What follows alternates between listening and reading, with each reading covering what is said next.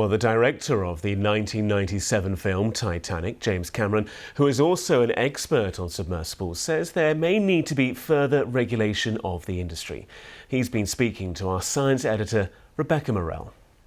You've been down to the Titanic wreck site many times. I mean, you've been even deeper. You did the first solo dive to the bottom of the Mariana Trench. And you came out and saw my sub before I made that dive, and I took you through the whole process. You even sat inside it, so you kind of know what it feels like to be inside it.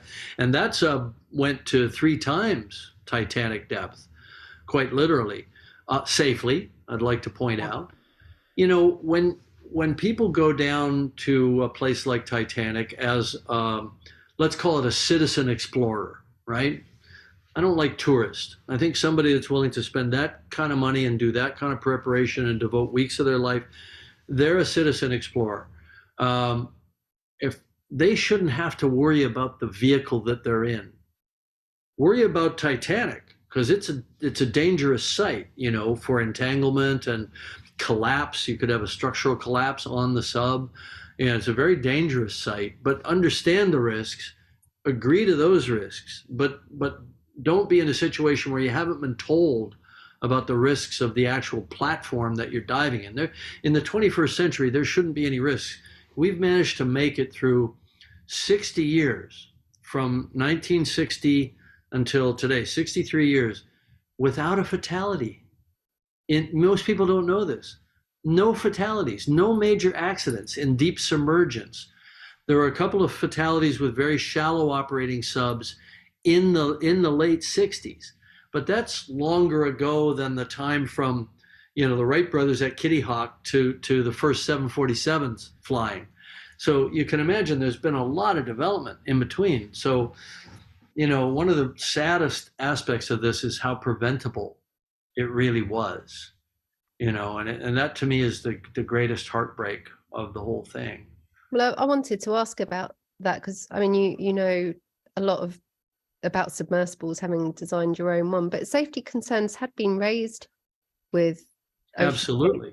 And they should be raised. They should be raised because they cut corners. They used unproven experimental technology on a sub that took passengers. And to me, that's inexcusable. And they were uncertified. And they knew that the certification process would not approve the technologies that they adopted. I think it's fine to be an innovator. You know, the sub that you sat in, that we built and that I operated to the deepest place on the planet, was an experimental craft. I own it. It was not certified. It was an experimental craft.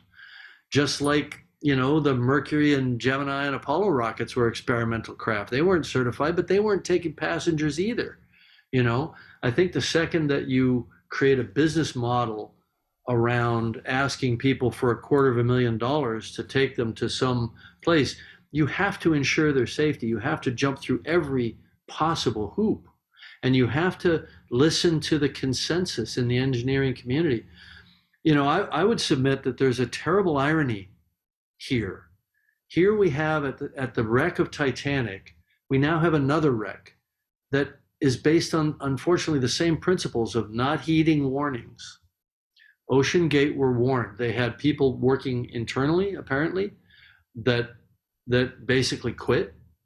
They had some of us, I wasn't involved directly, but there were some of us in the deep submergence community that got together and wrote a letter to them saying, we believe that you are going on a path to catastrophe.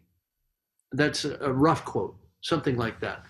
And we all have, you know, a concern here because it will be a setback for the deep submergence community because of this, because of the, you know, the poor, let's call it poor choices. I don't want to say reckless, but let's say poor choices that were made. Filmmaker and submersible expert James Cameron there.